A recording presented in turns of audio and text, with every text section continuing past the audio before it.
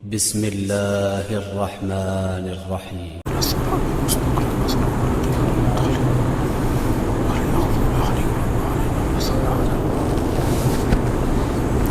شہدائے کربلا اور اسیران کربلا کے لیے نظر سورہ فاتحہ۔ بسم اللہ الرحمن الرحیم، الحمد للہ رب العالمین الرحمن الرحیم مالک یوم الدین، ایاک نعبد و ایاک نستعین، اهدنا الصراط المستقیم صراط الذین انعمت علیہم غیر المغضوب علیہم صلی علی محمد۔ اعوذ باللہ من الشیطان الرجیم، بسم اللہ الرحمن الرحیم۔ الحمد للہ الذی لا یبلغ مدحتہ القائلون ولا یحصی نعماءہ العادون ولا یعدی حقہ المجتہدون، الذی لیس لصفتہ حد محدود ولا نعت موجود ولا وقت معدود ولا اجل ممدود، فطر الخلائق بقدرتہ ونشر الریاح برحمتہ، الصلاة والسلام علی الرسول المسدد المصطفى الامجد المحمود الاحمد، سیدنا و مولانا و مولا الکونین جد الحسن والحسین عانی ابا القاسم محمد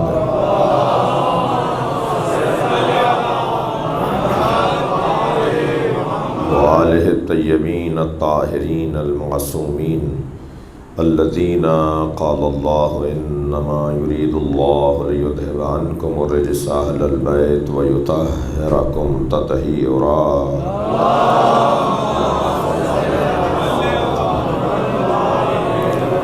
ولعنۃ اللہ علی اعدائہم اجمعین من یوم عداوتہم الی قیام یوم الدین، اما بعد۔ قال الحکیم فی قرآن الکریم، بسم اللہ الرحمن الرحیم۔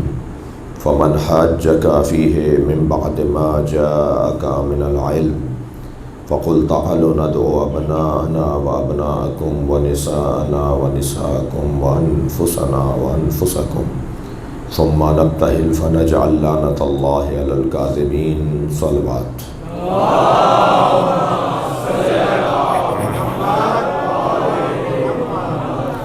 سورہ مبارکہ آل عمران آیت نمبر 61۔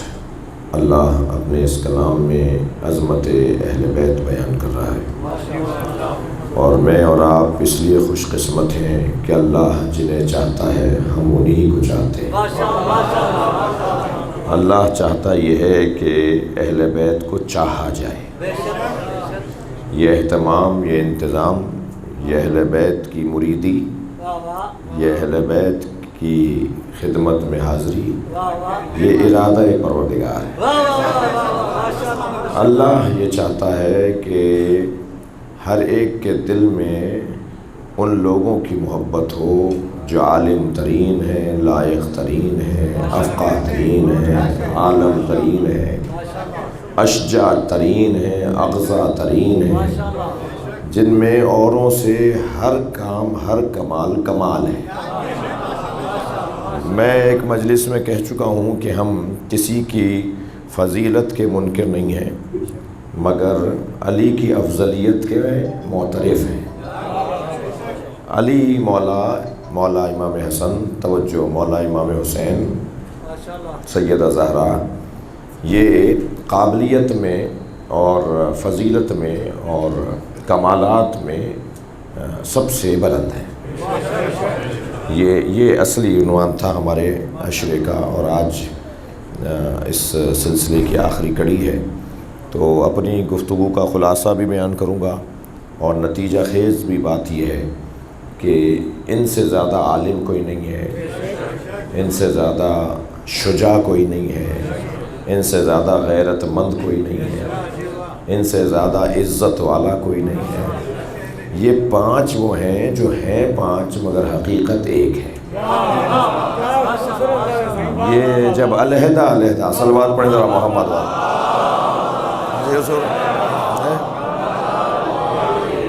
جب یہ علیحدہ ہوتے ہیں تو علی، حسن، حسین، فاطمہ، محمد، اور جب یہ ایک جگہ جمع ہو جاتے ہیں تو جبریل بھی پہچان نہیں پاتے ہیں۔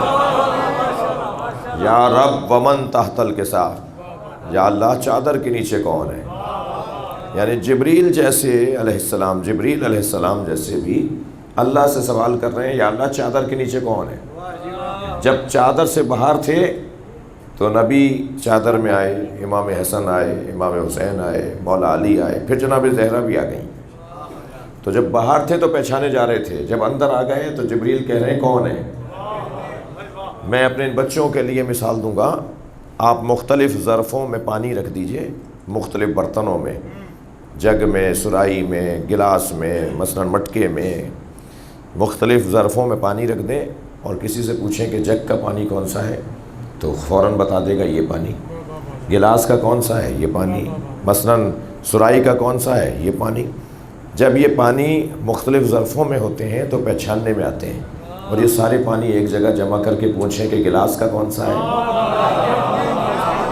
صلوات پڑھیں ذرا محمد و آل محمد۔ جب یہ سب ایک جگہ جمع ہو جاتے ہیں تو ان کو پہچاننا ہمارے بس کی بات نہیں ہے، یہ ہر کمال میں ایک جیسے ہیں۔ دیکھیے سب یہاں پر میری بات کو سمجھنے والے بیٹھے ہیں، دنیا میں کوئی جوڑا میاں بیوی کا ایک جیسا نہیں ہوتا، یعنی کوئی بیوی شوہر جیسی اور کوئی شوہر بیوی جیسا نہیں ہوتا، برابری کی بنیاد پر نہیں ہوتے جی۔ قربان جائیں حضرت خدیجہ کے جوتیوں پر، مگر کیا وہ نبی جیسی ہیں؟ نبی جیسی تو نہیں ہے، نبی ہیں، نبی کی وجہ سے ان کی عزت ہے، ایسے ہی ہے، مگر کائنات میں واحد جوڑا ہے علی اور بطول کا، جو برابری کی بنیاد پر ہے۔ یعنی جتنا علم علی کے پاس اتنا ہی علم زہرا کے پاس، جتنا شجاعت، غیرت، عزت علی کے پاس اتنے ہی کمالات سیدہ کے پاس۔ بھائی اگر علی صاحب عصمت ہیں، صاحب طہارت ہیں، تو برابری تو تب ہوگی کہ امام حسن کی ولادت کے فوراً بعد جناب زہرا نماز ظہر پڑھ کر دکھائے۔ دنیا کی کوئی عورت بچے کی ولادت کے بعد نماز نہیں پڑھ سکتی، تبھی تو بطول کہا جاتا ہے۔ صلوات پڑھیں محمد و آل محمد۔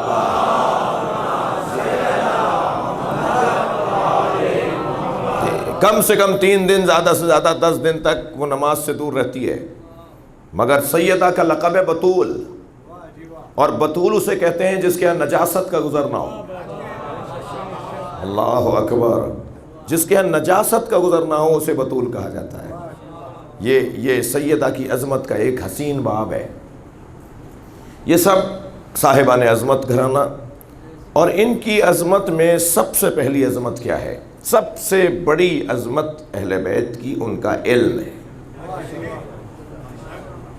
میں نے ایک مجلس میں کہا تھا کہ بچہ حسین ہو، قد میں بھی بڑا اچھا ہو، نقشہ بھی بڑا اچھا ہو، خاندان بھی بڑا اچھا ہو، اور کسی کی بچی کے لیے رشتہ چلا جائے اور سب کہیں جی یہ تو اپنے زمانے کا یوسف ہے، اتنا حسین ہے، اور جب رشتہ قبول کرنے کا مرحلہ آئے تو کوئی آہستہ سے کہہ دے مگر پڑھا لکھا نہیں ہے، تو کتنا ہی حسین ہو کوئی اپنی بیٹی نہیں دے گا جاہل کو۔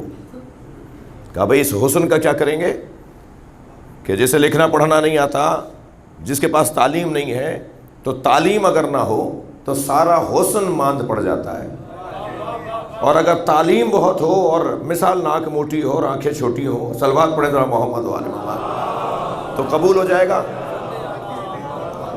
قبول ہو جائے گا کہ صاحب کوئی بات نہیں، اس سے کیا فرق پڑتا ہے، مگر پڑھا لکھا بچہ ہے۔ اگر تعلیم حاکم ہو تمام تر زندگی کے اوپر تو اسے اولویت دی جاتی ہے، اہمیت دی جاتی ہے۔ اس امت کے اندر اگر کوئی عالم ترین وجود ہے تو اسے علی کہا جاتا ہے۔ کوئی مبالغہ نہیں ہے، کوئی خطابت نہیں دکھا رہا، مجھے مجلس ویسے ہی نہیں پڑھنی آتی، سیدھی سی باتیں کر رہا ہوں کہ کوئی ایک واقعہ بتائیے جس پر مولا علی نے فرمایا ہو کہ مجھے نہیں آتا کل بتاؤں گا۔ علی تو کہہ کے تھکے نہیں کہ پوچھو میں جواب دینے کو تیار ہوں۔ ماشاءاللہ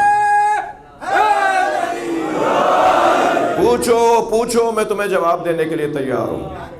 27 مشکل سوال جوڑ کر لائے کچھ لوگ، یہ سوچ کر کے کسی سوال کے جواب میں علی کہیں گے کہ اس کا جواب نہیں آتا، اور اس کو میں بتاؤں گا اور دیکھوں گا اور پوچھوں گا، مگر چھٹے سوال کے بعد 7واں سوال بھول گئے تو مولا نے فرمایا میں بتاؤں کہ 7واں سوال کیا تھا؟ ہاں جی، 8واں سوال کیا تھا تمہارا؟ 9واں سوال کیا تھا تمہارے؟ 27 سوالات کیا تھے؟ جو علی پوچھنے سے پہلے سوال جانتا ہو، اس کے علم کی وسعت دیکھیے ذرا، اللہ اکبر۔ اور یہ تو مولا علی کی بات میں نے کر دی، یہ تو اس گھر کے یہ چھوٹے چھوٹے بچے جنہیں نبی نے کہا ہے کہ میرے یہ شہزادے، میرے یہ پھول، کبھی فرمایا ریحانتین، صلوات پڑھیں حسن حسین مولا پر،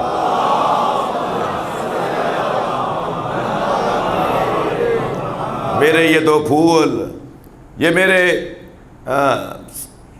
سینے کے اندر میرے دو دل، کیا تعبیریں ہیں نبی نے جو ان کے لیے کی ہیں جی۔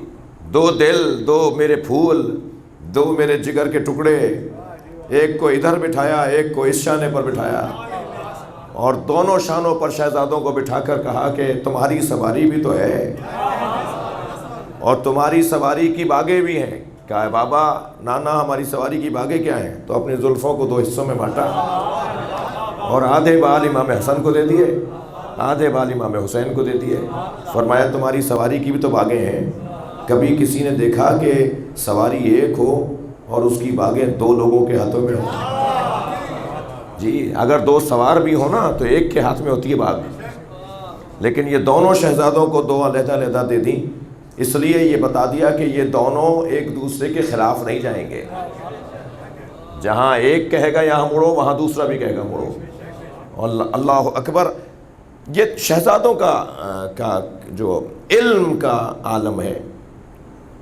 تشریف فرمائیں نبی کی گود میں، کون؟ امام حسن مجتبیٰ،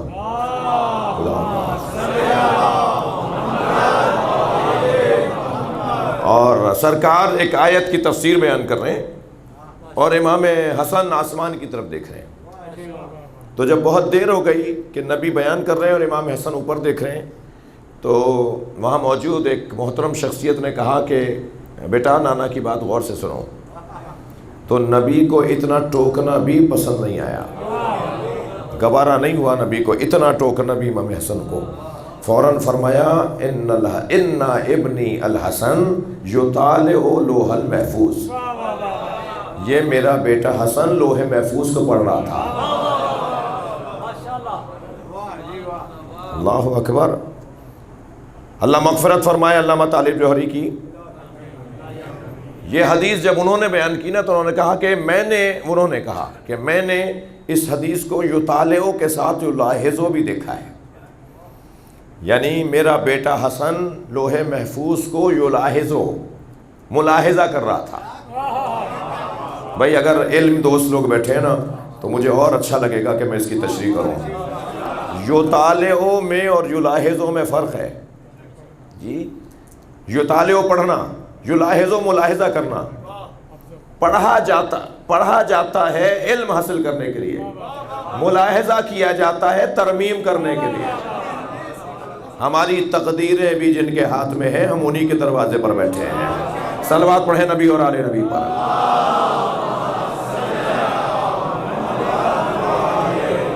توجہ کر لیا اپنے علم میں اہل بیت کا علم اور ان ہستیوں کا جو علم ہے وہ سب سے بڑا امتیاز اور سب سے بڑی فضیلت اس گھرانے کا علم ہے۔ دقت چاہوں گا آپ سے، امام حسن سے بات بڑے شہزادے کی آ گئی ہے تو ذرا ایک مثال لے لیجئے۔ اور امام حسن سے کسی نے پوچھا کہ فرمائے حق اور باطل کا فاصلہ کیا ہے؟ حق اور باطل کا فاصلہ کیا ہے؟ امام نے فرمایا اور سوال؟ کہا زمین اور آسمان کا فاصلہ کتنا ہے؟ امام نے فرمایا اور سوال؟ کہا مشرق اور مغرب کا فاصلہ کتنا ہے؟ بات کروں؟ تو امام مسکرائے، امام نے فرمایا حق اور باطل کا فاصلہ اتنا ہے جتنا 4 انگلیوں کا فاصلہ ہے۔ جو آنکھوں سے دیکھو اسے صحیح مانو، جو کان سے سنو اس پہ تحقیق کرو۔ 4 انگلیوں کا فاصلہ ہے، حق اور باطل میں 4 انگلیوں کا فاصلہ ہے۔ تمہاری آنکھ میں اور کان میں 4 انگلیوں کا فاصلہ ہے۔ صلوات پڑھیں ذرا محمد و آل محمد۔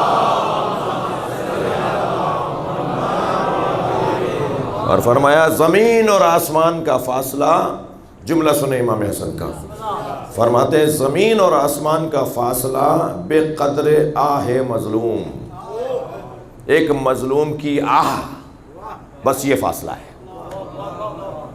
جب مظلوم آہ بولتا ہے نا تو زمین اور آسمان کا فاصلہ ختم ہو جاتا ہے۔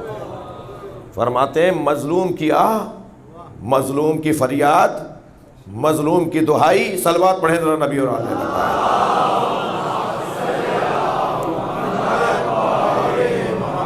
کسی تک پہنچنے سے پہلے، کسی تک بھی پہنچنے سے پہلے آسمان پر پہنچ جاتی ہے۔ اور فرمایا خبردار کسی مظلوم کی آہ نہ لینا، کسی مظلوم کی بد دعا نہ لے لینا، تباہ ہو جاؤ گے، برباد ہو جاؤ گے مظلوم کی بد دعا لے کر۔ فرمایا مشرق اور مغرب کا فاصلہ اتنا ہی ہے جتنا سورج کے طلوع اور غروب ہونے کا فاصلہ ہے۔ یہی فاصلہ مشرق اور مغرب کا ہے۔ کسی نے کہا مولا سخت ترین چیز کیا ہے؟ سنگین ثقیل چیز، وزنی چیز کیا ہے؟ فرمایا اللہ نے 10 چیزوں کو ثقیل قرار دیا ہے۔ سب سے زیادہ ثقیل اور وزنی اور سخت چیز پتھر ہے، اور پتھر سے زیادہ بھی سخت ہے جو لوہا ہے، جو پتھر کو توڑ دیتا ہے، اور لوہے سے زیادہ سخت آگ ہے جو اسے بھی گھلا دیتی ہے، اور آگ سے زیادہ سخت پانی ہے جو اسے بھی بجھا دیتا ہے، اور پانی سے زیادہ سخت وہ بادل ہے جو اسے اٹھا لیتا ہے، اور بادل سے زیادہ سخت وہ ہوا ہے جو اسے لے کے چلتی ہے، اور ہوا سے زیادہ سخت وہ ملک ہے جو ہوا چلاتا ہے، اور اس ملک سے زیادہ سخت ملک الموت ہے جو اس پر بھی آ جاتا ہے، اور ملک الموت پر بھی زیادہ سخت موت ہے جو ملک الموت پر بھی آ جاتی ہے، اور موت سے زیادہ سخت امر الہی ہے جو اس کو چلاتی ہے، اور ہم صاحبان امر الہی ہیں۔ نحن اولو الامر، صلوات پڑھیں محمد و آل محمد۔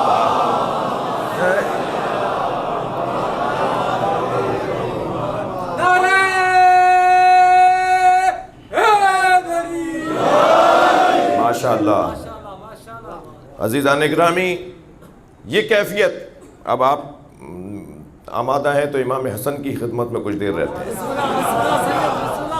امام کو ہی ذرا یاد کرتے رہیں، بڑے بیٹے ہیں نبی کے، اور جب کبھی اولاد کی تعریف باپ کے سامنے کی جائے تو باپ خوش ہوتا ہے۔ سرکار کی خوشی کا ایک سبب امام حسن کا تذکرہ ہے۔ جتنی بات، صلوات پڑھیں ذرا محمد والے،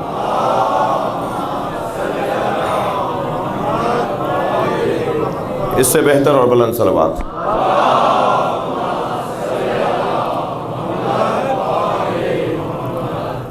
توجہ ہے بات کی؟ امام حسن مجتبیٰ نبی کے علم کا، توجہ، نبی کے علم کا ایک حسین منظر ہے۔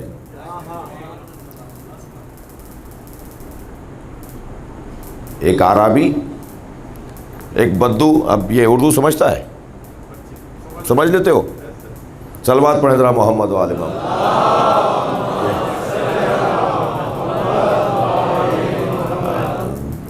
میری بات تو آپ سب سمجھ رہے ہیں نا؟ ایک عربی، ایک بدو گوہ اٹھا کر لایا، گوہ، لمبی چھپکلی، وہ صحراؤں میں ہوتی ہے زیادہ تر، جی سندھی میں کیا کہتے ہیں ہم؟ صحیح کہہ رہا ہوں نا؟ تو گوہ اٹھا، اچھا وہ لوگ گوہ کھاتے تھے اس وقت میں، یہ گوہ کھاتے تھے، گوہ کا گوشت کھاتے تھے، تو اس کو شکار کرتے تھے، پھر اس کو ٹکڑے کر کے گوشت بنا کے کھاتے تھے۔ تو وہ شکار کی اس نے، اور مردہ گو کی دم پکڑی ہوئی تھی، ایسے لٹکا کے لا رہا تھا اتنی بڑی ساری گو، اور سرکار کے سامنے آ کے کھڑا ہوا، کہنے لگا کہ آپ نے نبوت کا دعویٰ کیا ہے، آپ کی نبوت پہ دلیل کیا ہے؟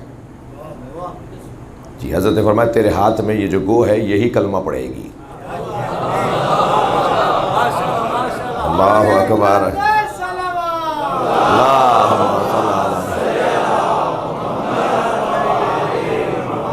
ایک اور صلوات نبی کی ذات میں.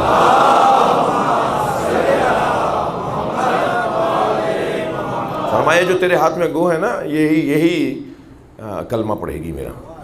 کہنے لگا یہ گو، یہ مردہ؟ فرمایا ہاں یہی مردہ. حضرت نے آواز دی یا ذب من انا و من انتا. میں کون، ذب کہتے ہیں عربی میں گو کو. اے گو میں کون ہوں اور تو کون ہے؟ تو ایک مرتبہ اس کی منڈیاں ہلنا شروع ہوئی. پہلے تو نبی کے یا کہنے پہ زندہ ہوئی. نبی بات کریں مجال ہے کہ جواب نہ دے. یہ تو پھر بھی جانور ہے، نبی اگر پتھروں سے بولیں تو وہ بھی جواب دیتا ہے. سرکار نے فرمایا یا ذب من انا و ما انتا، میں کون ہوں اور تو کون ہے؟ تو اس نے پہلے تو ہلنا شروع کیا اور اپنی گردن سیدھی کر کے کہا انت رسول رب العالمین، آپ عالمین کے رب کے رسول ہیں. تو آدھے اوسان تو وہیں خطا ہو گئے. اور پھر میرے مولا نبی نے فرمایا یہ میرا بچہ حسن میری نبوت پہ دلیل ہے. کہا یہ بچہ کیسے بات کرے گا، یہ بچہ کیا کہے گا؟ سرکار نے فرمایا اس سے جو سوال کرنا چاہتے ہو کر لو، میرا بچہ تمہیں جواب دے گا. میرا حسن 3 سال کی عمر ہے، میرا بچہ تمہیں جواب دے گا. تو کہنے لگا کہ سال تو سبیہ، میں سبی سے بات کروں، بچے سے؟ تو امام حسن کا ایک جلال بھرے لہجے میں جواب آیا سل فقیہ لا سبیہ. تو بات کرے گا تو ایک فقیہ سے بات کرے گا، بچے سے نہیں ہوگا.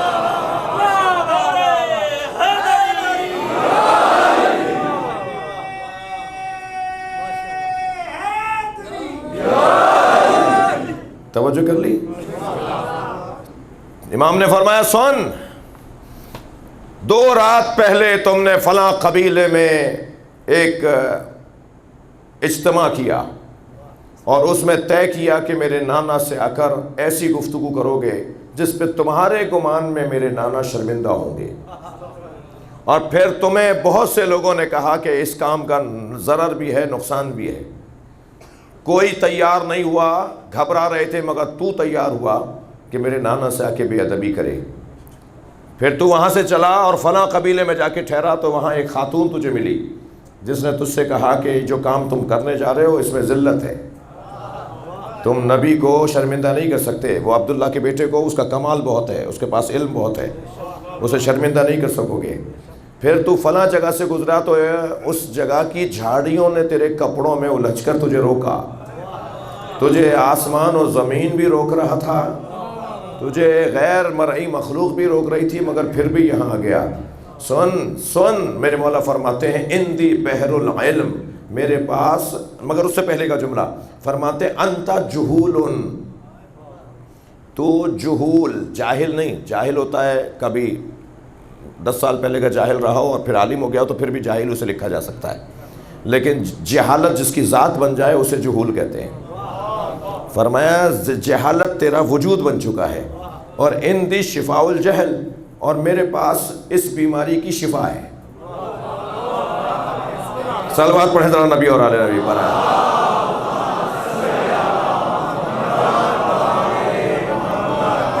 تو بیماری جہل میں مبتلا ہے اور اس بیماری کی شفا میرے پاس ہے.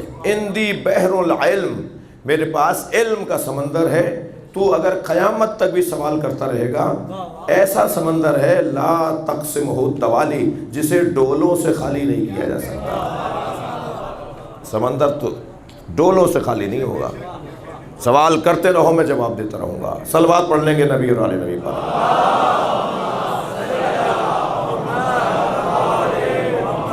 اس سے بہتر صلوات ہوتی ہے.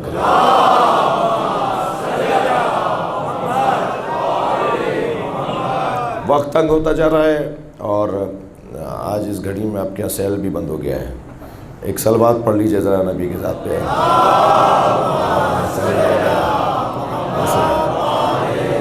اس سے اچھی صلوات ہدیہ کر دیجیے گا.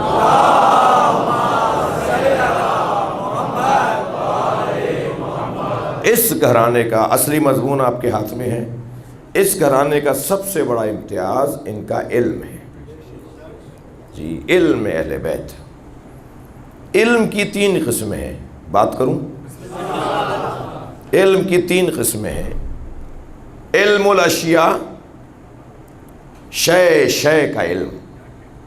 اس وقت آپ کے اطراف میں، میرے اطراف میں اشیاء صرف اسی امام بارگاہ میں شاید 1000 چیزیں رکھی ہوں، اس مائک سے لے کر، اس کے تار سے لے کر، اس کا جو لوگو لگا ہوا ہے، اس سے لے کر یہ ممبر، اس ممبر کے اوپر کچھ چیزیں لگی ہوئی ہیں، اطراف میں آپ دیکھتے چلے جائیے، شاید 1000 چیزیں بن جائیں گی۔ یہ اشیاء کا علم، شے کا علم، ہر شے کا علم، یہ علم الاشیاء کہلاتا ہے جی۔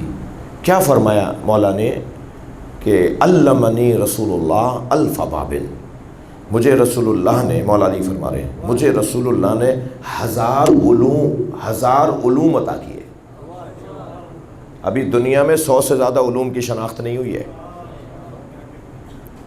جی، بڑی بڑی یونیورسٹیاں بھی 100 تک نہیں پڑھاتی ہیں۔ فرماتے ہیں کہ علمنی رسول اللہ الف باب، رسول اللہ نے مجھے 1000 علم عطا کیے، اور میں نے ہر باب سے 1000 باب کھولے ہیں۔ تو 1000 کو 1000 سے جمع نہیں کریں گے، 1000 کو 1000 سے ضرب دیں گے۔ تو جو علم کی قسمیں، علوم کی قسمیں علی کے مولا کے پاس ہیں، ان کا تو ابھی ہمیں نام نہیں پتہ، لہٰذا جب حضرت کا نواں پوتا آئے گا، جب مولا علی کا نواں پوتا ظہور فرمائیں گے، تو میرے مولا پورے مجمع پر جہاں جہاں سے گزر رہے ہوں گے، روایت کہتی ہے صرف اپنا دست مبارک ایسے فضا میں بلند کریں گے، جتنے بھی جاہل ہوں گے سب عالم ہو جائیں گے،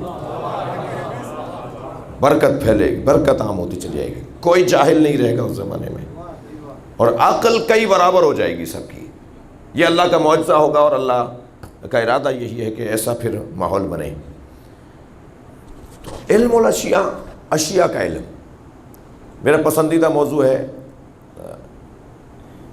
جغرافیہ کا علم، بایولوجی، کیمسٹری، زراعت، معاشیات، لمبی لسٹ بناتے چلے جائیے۔ ہر موضوع پر مولا کائنات نے جو بات کی ہے، اتنی مضبوط بات کی ہے کہ آج 1400 سال گزرنے کے بعد بھی علی کو پڑھنے والے جب تک علی کا سلام نہ بھیج دیں، کھڑے ہو کر علی کا ادب نہ کریں، اس وقت تک انہیں اطمینان نہیں ہوتا جی۔ گزر رہے ہیں ایک جگہ سے، ایک کاشتکار، ایک زراعت پیشہ ہل چلا رہا ہے۔ حضرت فرمایا کیا بونا چاہتے ہو، کیا ارادہ ہے، کیا کرو گے یہاں؟ کہنے لگا بھنڈی بونا چاہتا ہوں۔ تو حضرت نے فرمایا کہ یہاں کدو اچھا اگے گا۔ مٹی اٹھا کر دیکھیے، کہا یہاں کدو اچھا اگے گا۔ ایک شخص لے جا رہا تھا کھجور کی فصل لگانے کے لیے، تو حضرت نے فرمایا کہ یہ جہاں جا رہا ہے اور جہاں فصل لگائے گا وہاں 1000 درخت لگیں گے۔ وہ کہتا ہے میں نے درخت تو بہت لگائے، بچے اتنے ہی جتنے علی نے بولے تھے، اتنے ہی لگے جتنے علی نے بول دیے تھے جی۔ تو مختلف علوم کا علم، مختلف علوم اشیاء کا علم، علم الاشیاء۔ دوسرا علم ہے علم ما کان و ما یکون، جو گزر گیا اس کا علم، جو ہوگا اس کا علم۔ علم ما کان، علم ما یکون، ماضی کا علم، آگے کا علم۔ جب امام حسن نے فرمایا نا بابا مجھے کوئی نصیحت کریں، تو فرمایا تم نے مجھ سے صحیح پوچھا ہے، اس لیے کہ میرے پاس ماضی کے تجربات بھی ہیں اور آگے کے حالات بھی ہیں، اور میں تمہیں سب سے زیادہ اچھی نصیحت کر سکتا ہوں۔ یہ دوسرا علم ہے۔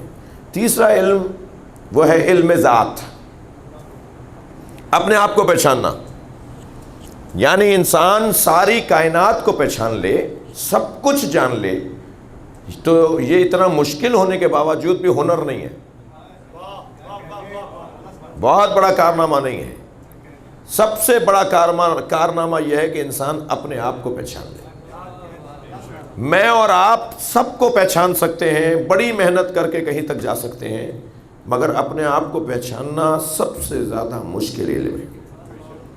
مجھے پتہ ہی نہیں ہے کہ ابھی 1 گھنٹے کے بعد کوئی واقعہ پیش آنے والا ہے، اس میں جو صلاحیت کی ضرورت ہے، جس صلاحیت کی ضرورت ہے وہ میرے اندر ہے بھی یا نہیں۔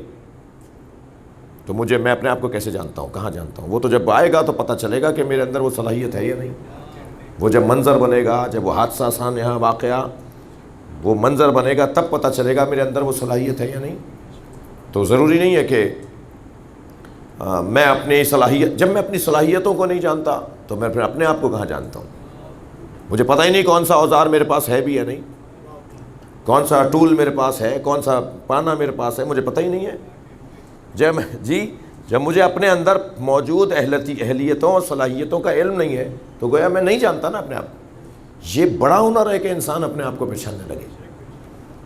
مولا نے فرما دیا من عرفا نفسہ، جس نے اپنے آپ کو پہچان لیا فقط عرف ربہ، وہی ہے جو اپنے رب کو پہچان سکتا ہے۔ اللہ کو ڈھونڈنے کے لیے صحراؤں میں جانے کی ضرورت نہیں ہے، اللہ کو تلاش کرنے کے لیے غاروں میں دروں میں بیٹھنے کی ضرورت نہیں ہے، اللہ کو ڈھونڈنے کے لیے خود پر غور کرنے کی ضرورت ہے۔ آئینے کے سامنے کھڑے ہو جائیں اور اپنے اوپر ہی غور کرتے چلے جائیں۔ جتنا میں اپنے آپ کو پہچانتا چلا جاؤں گا اتنا ہی میں رب سے قریب ہوتا چلا جاؤں گا۔ کیا کیا میرے اندر اللہ نے رکھا ہے جی؟ سوئی چبھتی ہے پیر پر، چٹکی بھرتا ہے کوئی ہاتھ میں، اور فوراً مرکز سے حکم آتا ہے کہ یہاں نقصان ہے، یہاں سے بچو۔ یہ ہاتھ کو کس نے بتایا کہ یہاں نقصان ہے؟ کوئی مرکز ہے، اور پھر میرا ہاتھ میرے ارادے پہ چلتا ہے، آپ کی آنکھ آپ کے ارادے پہ چلتی ہے۔ کوئی ہے کہ جو ارادہ کرتا ہے، طے کرتا ہے کہ مجھے کچھ کرنا ہے، اور پھر جو طے کرتا ہے کہ مجھے کچھ کرنا ہے اس کے مطابق پھر اس کی مملکت کام کر رہی ہوتی ہے جی، اس کی وزارتیں کام کر رہی ہوتی ہیں۔ ہمارے بدن میں جیسے مملکت میں اور دنیا میں وزارتیں ہیں نا، ایسے ہمارے بدن میں اللہ نے آنکھ، کان، زبان، ہاتھ، پیروں کو ہماری مملکت کی وزارتوں کے طور پہ رکھا ہے، اور ان ساری وزارتوں کو چلانے والا ایک مرکز ہوتا ہے، ایک وجود ہوتا ہے جو وزارتوں کو چلا رہا ہوتا ہے، ایک ہی وجود ہوتا ہے جو وزارتوں کو چلا رہا ہوتا ہے۔ اسے ہم اپنی زبان میں کچھ بھی نام دیتے رہیں، مگر دینی اور عرفانی زبان کے اندر اسے ارادہ کہا جاتا ہے۔ اب اگر آپ آمادہ ہیں تو جملہ سنیں۔ میرے معصوم امام فرماتے ہیں نحنو مشیت اللہ و ارادتہ، ہم ہی اللہ کی مشیت بھی ہیں، ہم ہی اللہ کا ارادہ بھی ہے، ہمارے ذریعے سے یہ کائنات چلتی ہے۔ صلوات پڑھے محمد و آل محمد۔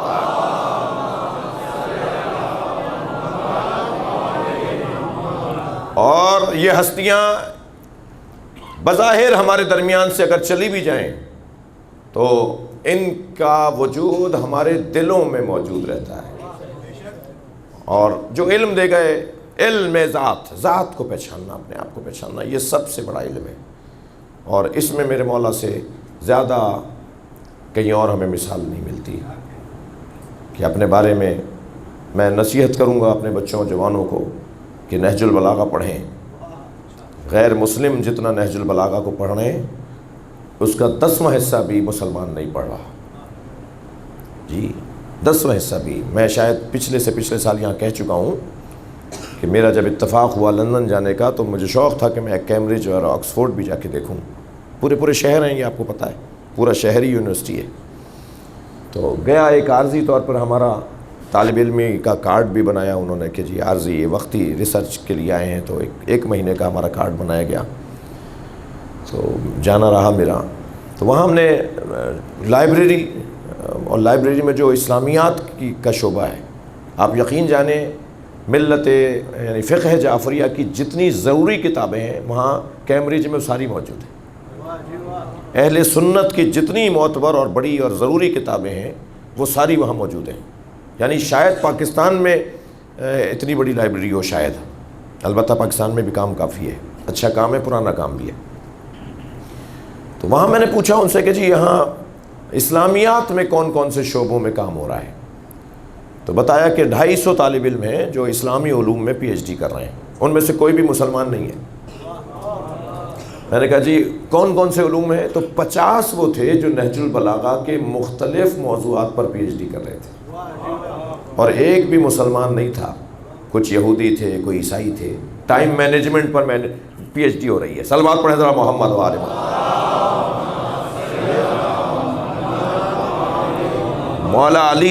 مولا علی نے کیسے اوقات سے استفادے کا طریقہ بتایا ہے، کیا کریں کہ اوقات سے بھرپور استفادہ ہو، وقت کی قدر بھی ہو اور وقت سے بھرپور فائدہ اٹھایا جائے۔ یہ آج غیر مسلم پڑھ رہے ہیں علی کو، اب مجھے نہیں پتا کہ یہ واہ کہنے کی جگہ ہے یا آہ کہنے کی جگہ ہے، اس لیے کہ غیر تو استفادہ کر رہا ہے، اپنے کتنا کر رہے ہیں۔ میری گزارش ہوگی کہ نہج البلاغہ کو پڑھیں، اور الحمدللہ ہمیں توفیق حاصل ہو رہی ہے کہ شرح نہج البلاغہ بھی 11ویں جلد چھپ کر آ گئی ہے، 11ویں جلد تک چھپ کر آ گئی ہے، اور اردو میں پہلی مرتبہ اتنا مفصل کام ہو رہا ہے ہمارے یہاں سے، اور یہ 17 یا 18 جلدوں میں جا کر بات پوری ہوگی۔ ایرانیوں نے 20 جلدوں میں کام کیا ہوا ہے، آپ کم ہیں کیا ان سے؟ عراقیوں نے 30 جلدوں میں کام کیا ہوا ہے، لبنانیوں نے 25 جلدوں میں کام کیا ہوا ہے۔ ہم صرف نعرہ لگانے کے لیے رہ گئے، مولا علی کا نعرہ لگا کے بس کافی ہے۔ صلوات پڑھیں ذرا محمد و آل محمد۔ نہیں آپ تھوڑا سا کچھ سنجیدہ سے ہو گئے، میں نے کوئی بری بات تو نہیں کی ہے۔ ایک صلوات پڑھ لے ذرا محمد و آل محمد۔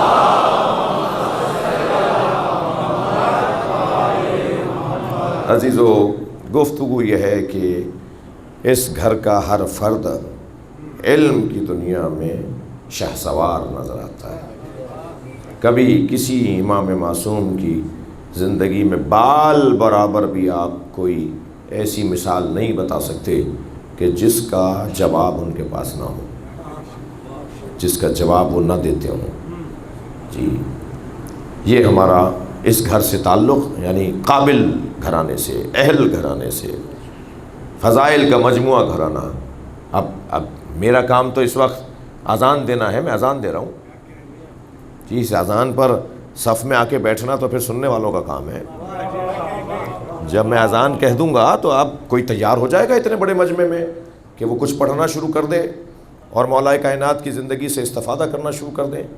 یہ والی جو اب تک اشرا ہم نے پڑھا ہے، یا اشرا جو ہم پڑھتے ہیں، یہ تو ایسے ہے جیسے سمندر کے کنارے کھڑے ہو کے سمندر کی تعریفیں کر رہے ہوں۔ جب آپ سمندر کی تعریف کریں گے تو تب اس کے قریب جانے کا حوصلہ بڑھے گا نا، تب اسے سمجھنے کا حوصلہ بڑھے گا۔ توجہ کر لیا آپ نے؟ میری اور آپ کی عزت اس میں ہے کہ ہم اس گھر سے جڑے رہیں، الجھنوں میں پڑھنے کی ضرورت نہیں ہے، کہیں اور خواہ مخواہ اپنے وقت کو ضائع کرنے کی ضرورت نہیں ہے، اور جو ماحول ہمارے اس خطے کا ہے اس کو نظر انداز کرتے ہوئے آگے بڑھیے، اور اس پنجتن کی انجمن سے استفادہ کیا جائے۔ علم سب سے پہلا خاصہ اور سب سے روشن صفت ان کی برداشت، تحمل مزاجی، صبر، درگزر، حلم، بردباری، سنگینی، وزن۔ اگر کوئی بے ادبی بھی کر رہا ہوتا ہے تو اسے کہتے ہیں کہ پہلے کچھ آرام کر لو، کھانا کھا لو، پھر اس کے بعد بات کریں گے۔ اخلاق سے جواب دینا۔ میرے مولا امام حسن سے مولا علی نے پوچھا، مس صدات یا بنیہ، اے میرے لال صدات کسے کہتے ہیں؟ اب یہ بحث بڑی لمبی ہے، میں نے شروع تو کر دی، لیکن صدات کسے کہتے ہیں؟ سین دال الف دال۔ تو فرمایا بابا اچھا صدات محکم اور مضبوط بات کرنے کو کہتے ہیں لغت میں، کوئی بات مضبوط کی جائے نا، جس کا توڑ نہ ہو، اس کو صدات کہا جاتا ہے۔ جی ثواب اور صدات میں فرق ہے۔ منطقہم الصواب، مولا علی فرما رہے ہیں کہ متقیوں کی ایک صفت یہ ہے کہ وہ جب بولتے ہیں تو صحیح بولتے ہیں۔ صحیح بولنا کتنا بڑا ہنر ہے، اس سے زیادہ مشکل ہے مضبوط بولنا۔ بہت ساری چیزیں صحیح ہوتی ہیں مگر محکم نہیں ہوتی، مضبوط نہیں ہوتی۔ صدات یعنی مضبوط بولنا، ثواب یعنی صحیح بولنا۔ اب مولا سوال کر رہے ہیں اپنے ہی بیٹے سے، فرما رہے بتاؤ مس صدات، صدات کیا ہے؟ تو اب ذرا مولا حسن کا جواب سنیں۔ فرماتے ہیں دفع المنکر بالمعروف، برائیوں کا اچھائیوں سے جواب دینا صدات ہے۔ صلوات پڑھیں محمد و آل محمد.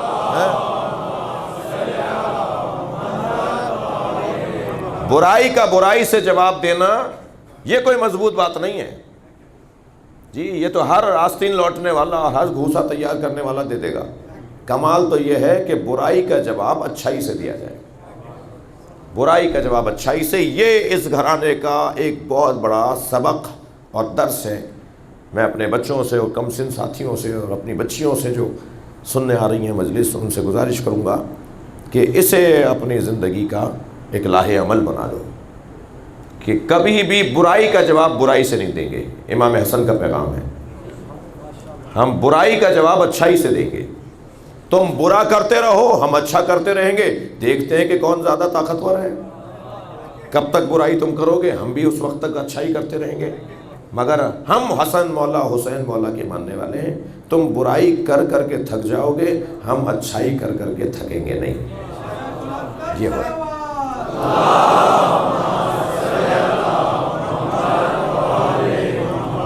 عزیزو، شب عاشور ہے. مدینے میں ایک مسافر داخل ہوا، بھوکا ہے، کسی کریم کا دروازہ پوچھ رہا ہے، اور ہر شخص ایک ہی دروازہ بتاتا ہے، ایسے جاؤ ایسے جاؤ. ایک دروازہ کھلا ہوگا، وہاں لوگ آ جا رہے ہوں گے، وہاں دسترخوان بچھا ہوا ہوگا، جا کے کھانا کھا لو. نقاب لگا کے چلا گیا، کھانا کھایا. امام حسن، معاف کیجیے گا، امام سجاد قریب آئے اور امام نے فرمایا، ہمیں مسافر محسوس ہوتے ہو، ہمیں مسافر محسوس ہو رہے ہو، کچھ دیر آرام کر لو اور اس کے بعد تمہیں ہم سواری بھی دیں گے، تمہارے پاس سواری نہیں ہے. جب امام نے کھانا کھلا کر اسے سواری دی نا، تو نقاب لگے ہی کیفیت میں کہنے لگا، آپ نے مجھے پہچانا نہیں.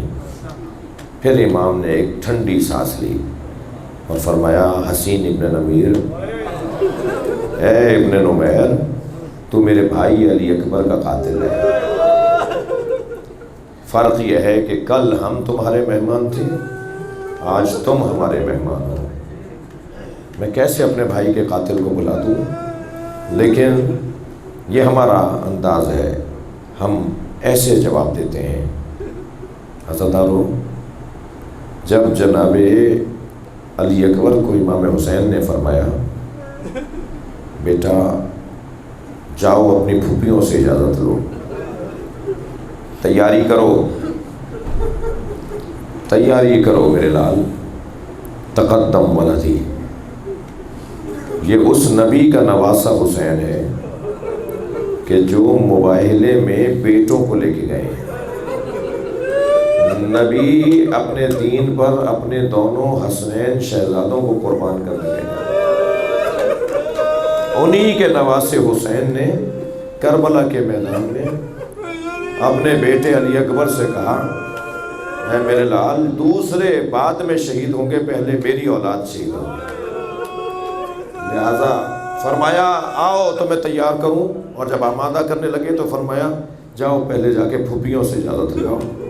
یہ واحد شہید ہیں جنہیں امام حسین نے خیموں میں بھیجا ہے، ورنہ خود اجازت دیتے تھے اور رخصت کر دیتے تھے. اور جناب علی اکبر نے اہل بیت کے خیموں کے درمیان کھڑے ہو کر، جو رونے آئے ہیں تکلف نہیں کریں گے، کھڑے ہو کر خیموں کے درمیان کھڑے ہو کے کہا، السلام علیکم یا زینب، اے میری پھوپھی زینب آپ پہ سلام. یا جاریت فضہ علیکم السلام، اے اماں دادی زہرا کی کنیز فضہ آپ پر میرا سلام. اے اماں لیلا، اے اماں ام فروا، اے اماں رباب. اور پھر کہا، سکینہ تم پہ بھی سلام. یہاں تک تو ساری بیویوں نے سنا اور جواب دے دیا. لیکن جیسے ہی جناب علی اکبر نے کہا نا، ھذا السلام سلام الآخر، یہ میرا آخری سلام ہے، تو عزادارو رونے کی آوازیں بلند ہو گئیں. ایک بڑے خیمے میں حضرت علی اکبر کو لے گئے اور بیویاں ایسے حلقہ باندھے ہوئے بات کر رہی تھی. کوئی بازو تھام کے بات کر رہا ہے، کوئی پیشانی کا بوسہ دے کر بات کر رہا ہے. علامہ ذیشان حیدر جوادی کہتے ہیں کہ علی اکبر باہر نکلتے تھے اور بیویاں پھر انہیں اندر لے جاتی تھیں. خیمے کا پردہ اٹھتا تھا، باہر آ جاتے تھے، پھر اندر چلے جاتے تھے، اور رونے کی آوازیں بلند ہو رہی تھیں. ایسا لگ رہا تھا جیسے بھرے گھر سے جوان کی میت اٹھ رہی ہے. اجرکم اللہ، اجرکم اللہ. اور پھر باہر آئے ہیں تو ایک چھوٹی بیوی ہے جو دامن چھوڑ نہیں رہی. اسے کیسے پیار کر کے اور دلاسا دے کر خیمے میں پہنچایا. وہ چھوٹی بیوی جناب سکینہ ہے. دامن پکڑ کر بار بار ایک بات کہہ رہی تھی. آپ رو رہے ہیں نا، جملہ دیا کر رہا ہوں. دامن پکڑ کر بار بار ایک جملہ کہہ رہی تھی، ارحم غربتنا. بھائی ہماری غربت پہ رحم کرو. بابا اکیلے ہو گئے، بابا کے چاہنے والے مار دیے گئے، اب تم بھی بابا کو چھوڑ کر جا رہے ہو. آئے ہیں حضرت علی اکبر بابا کے قریب. امام نے اپنے بچے کو تیار کیا، گھوڑے پر بٹھایا اور روانہ ہوئے حضرت علی اکبر میدان کربلا کی طرف. شب عاشور کی مجلس ہے، حضرت علی اکبر کی مصائب کا بیان ہے. اللہ کرے کہ میں بیان کر لوں اور آپ کچھ آنسو ہدیہ کر دیں امام حسین کی خدمت میں، ان کی ماں زہرا کو ہدیہ کر دیں. سب سے زیادہ دکھی تو جناب زہرا ہے. یہ گھر تو زہرا کا لٹا ہے. اپنے بچے کو آمادہ کر کے گھوڑے پر بٹھایا. میدان کربلا میں حضرت علی اکبر روانہ ہوئے. اللہ آپ کی جوانیوں کو سالم رکھے، آپ کے گھر میں موجود جوانوں کی جوانیوں کو سالم رکھے. حضرت علی اکبر نے محسوس کیا جیسے کوئی پیچھے دوڑتا ہوا آ رہا ہے. اب جو مڑ کر دیکھا بوڑھا باپ حسین ابن علی آواز دیتے آ رہے ہیں، محلا محلا یا بنیا، آئے میرے لال آہستہ جاؤ، آہستہ جاؤ. حسین مولا کی آواز سن کے گھوڑے سے اتر آئے. قریب جا کر کہا، بابا آپ نے تو رخصت دے دی تھی، مجھے آپ نے رخصت کیا تھا. فرمایا کاش تم جیسا جوان بیٹا ہوتا. علی اکبر میں پھر تم سے پوچھتا کہ کیسے مرنے کی اجازت لی جاتی ہے. اور میدان میں پھر روانہ کیا اور پھر ایک مرتبہ آواز دی جناب فضہ کو. کہا اماں جا کے ام لیلہ علی اکبر کی ماں سے کہو کہ ماں کی دعائیں تو ماں کی دعائیں ہیں، دعا کرے ایک دفعہ اور علی اکبر کو قریب سے دیکھ، ایک دفعہ اور میرا بچہ میرے قریب آ جائے. عزادارو، کربلا کی قربانی اور حسین کا یہ رونا یہ متضاد باتیں نہیں ہیں. امام حسین کی کربلا میں قربانی اور امام حسین کا اپنے بچے کو ایسے رو رو کے رخصت کرنا یہ متضاد باتیں نہیں ہیں. جو جتنا بڑا انسان ہوتا ہے نا اس کا دل اتنا ہی نرم ہوتا ہے، تب تو قربانی کا کوئی مقام بنے گا. اگر دل ہی سخت ہے تو کیا قربانی؟ اگر دل ہی پتھر کا ہے تو پھر کیسی قربانی؟ دل نرم ہوگا تو قربانی بنے گی نا. حضرت امام حسین سب سے بڑے انسان ہیں اپنے زمانے میں، انسان اکمل ہے، ان سے بڑا انسان ہی نہیں ہے زمین پر. جتنا بڑا انسان ہوگا اتنا دل نرم ہوگا. فرمایا ماں اس کی ماں سے کہو کہ ایک مرتبہ دعا کرے کہ میں علی اکبر کو ایک دفعہ اور دیکھوں. حضرت ام لیلہ نے سر پہ قرآن رکھ لیا اور مناجات پڑھنا شروع کی ہے. یعقوب سے یوسف کو ملانے والے، میرے یوسف کو بھی ایک دفعہ مجھے دکھا دے. ابھی ماں کی دعا مکمل نہیں ہوئی تھی کہ تکبیر کی آواز آئی. دوڑی ہوئی گئی ہیں خیمے کے دروازے پر تو کیا دیکھا؟ علی اکبر بابا سے باتیں کر رہے ہیں اور امام سے کہہ رہے ہیں بابا چند گھونٹ پانی کے مل جاتے تو میں بتاتا کہ کس کا پوتا ہوں، میں بتاتا مجھے کس عباس نے تربیت دی ہے. عزادارو، حسین کا یہ کتنا بڑا امتحان ہے.